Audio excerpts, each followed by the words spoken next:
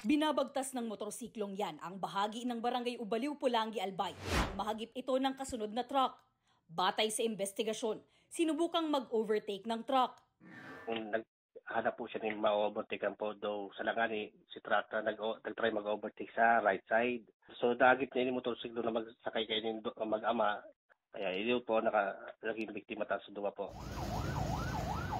Agad dinala sa ospital ang mag-ama na nagtamo ng mga sugat sa kanilang katawan.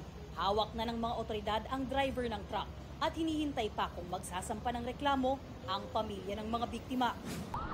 Ba't sumabog pa ka na? Sub-sub na. Sa Albay pa rin, nagliyab sa highway ang isang SUV sa bayan naman ng Ligaw.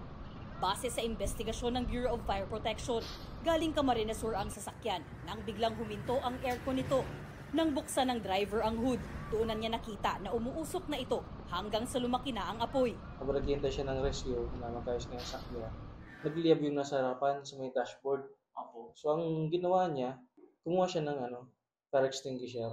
Binugahan niya kaso hindi kinaya. So nagliyab na totally yung buong sasakyan. Napula rin ito ng mga bumbero kalaunan. Ayon sa mga otoridad, posibleng sa wiring ng sasakyan nagsimula ang apoy. Wala namang nasugatan sa insidente. Tumagilid naman ang truck na yan sa Davao City. Ayon sa pulisya, nawala ng kontrol ang driver matapos sumabog ang gulong nito at dumiretso sa Center Island.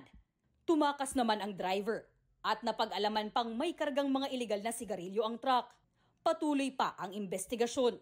Para sa GMA Integrated News, ako si Jessica Kalinog ng GMA Regional TV Balitang Bicolandia, ang inyong saksi.